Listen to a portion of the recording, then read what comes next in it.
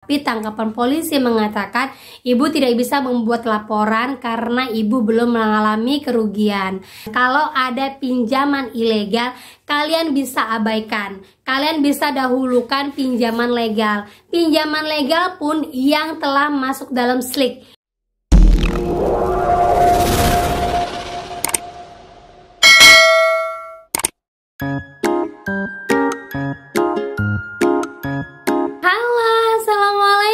Warahmatullahi wabarakatuh.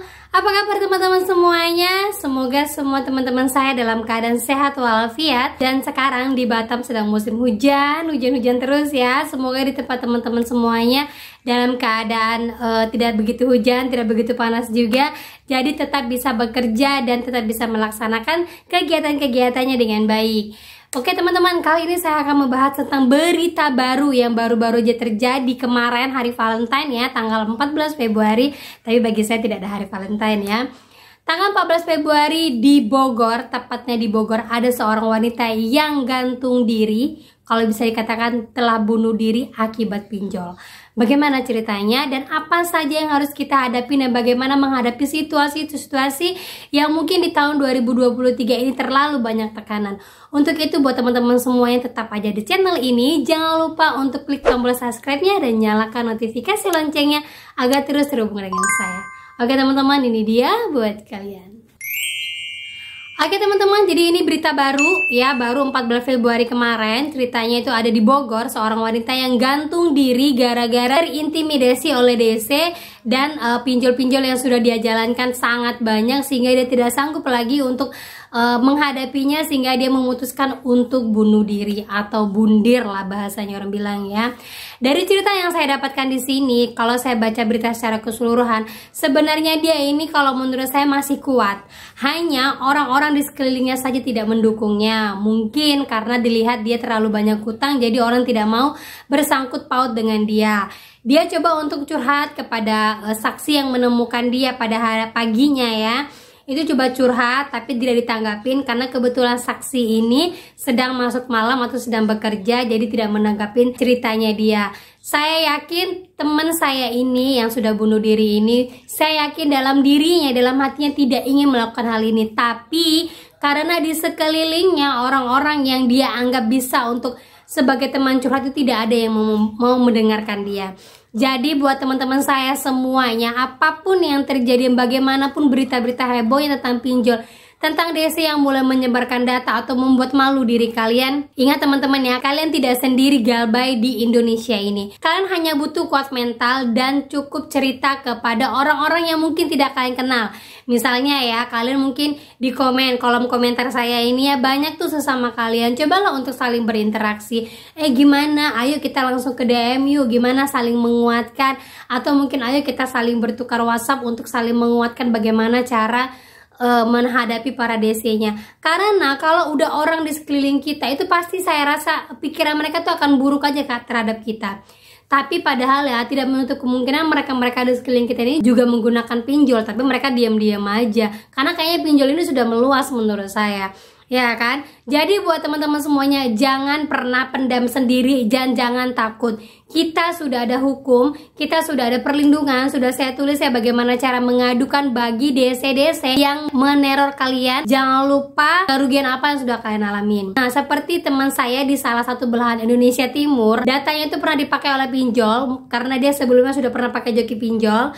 Jadi dipakai pinjol untuk meraup di Kredivo kalau saya nggak salah ya. Nah, dia coba untuk melaporkan hal ini kepada polisi, tapi tanggapan polisi mengatakan ibu tidak bisa membuat laporan karena ibu belum mengalami kerugian. Coba jelaskan pelan-pelan dengan Pak Polisi. Pak, penipuan ini dilakukan oleh pinjol legal, jadi kemungkinan besar akan masuk ke dalam SLIK. Nah, untuk sekarang mungkin saya tidak mengalami kerugian, tapi ke depan jika saya mau mengambil rumah, mau mengambil KPR rumah, kredit barang atau segala macam, saya membutuhkan nama saya bersih. Otomatis saya harus melunaskan yang ada di SLIK itu. Dengan kata lain, kerugian uangnya baru akan saya keluarkan. Nah, kalau pada saat itu tidak mungkin kan saya mau melaporkannya lagi kepada Bapak, sementara kejadiannya sekarang. Nah, mungkin itu bisa dijelaskan kepada pihak polisinya ya. Dan lagi teman saya dia mengatakan gini, Pak Polisi maaf nanti saya takut DC-nya datang karena saya tidak mau bayar, karena ini hutang bukan hutang saya tidak mau. Saya sudah jelaskan ke pihak kredivonya untuk dihapus, tapi kredivonya tidak mau dengan alasan tetap itu adalah hutang saya. Itu bagaimana ya Pak? Jadi saran dari Pak Polisinya yaitu apabila DC datang ke tempat kalian langsung bawa ke kantor polisi. Jadi sama-sama buat laporan siapa yang benar. Kalau memang DC-nya merasa dia benar, dia akan berani ke kantor polisi. Tapi kalau memang tidak benar, dia hanya ingin memeras kalian, pasti dia tidak akan mau. Nah itu saran dari Pak Polisi ya. Itu juga bisa kalian gunakan buat teman-teman yang merasa datanya dipakai atau kalian sudah mengalami penipuan dan pemerasan oleh DC. Dan berikut ini sudah saya rangkum ada sekitar 50 pinjaman ilegal yang sudah diblokir oleh OJK. Dan ini baru-baru saja teman-teman ya, baru aja terjadi di bulan Februari ini. Buat kalian yang merasa ada pinjaman di salah satunya ini, bisa kalian galbaikan. Saya selalu ingatkan buat kalian, kalau ada pinjaman ilegal kalian bisa abaikan. Kalian bisa dahulukan pinjaman legal. Pinjaman legal pun yang telah masuk dalam slick, itu dulu yang diduluankan.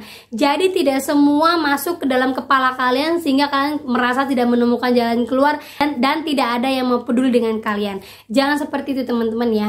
Dan berikutnya daftarnya ya. Yang pertama ada cairin, rupiah dana cepat, pasar KTA cepat dana tunai, dompet pemula, rupiah teman, pasar cash, rupiahku, uang pintar, kredit berlian, duit panas, uang hoki, dana kejayaan, aman money, pinjaman angsuran ekspres, laut, pinjaman tanpa jaminan, dana uang, pinjaman duit, pinjaman now, ringan tunai, hello duit, dana flow, dana pro, pinjaman bol, get emas, rupiah go rupiah, cash bintang, dompet no, pinjaman angsuran ren, pinjaman tanpa jaminan roket, permata pinjaman lebih cepat, ayo bintang, butler emas, platform pinjaman cepat SDK, platform pinjaman online ABE,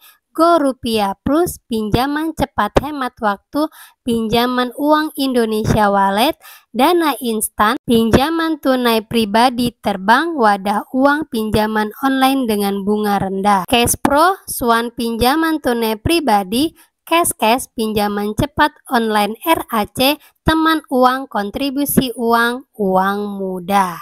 Nah saya harapkan cukup satu ini saja teman saya di tahun 2023 ini yang mungkin memutuskan untuk bunuh diri. Jangan ada lagi, tolong jangan ada lagi. Ingat kalian tidak sendiri.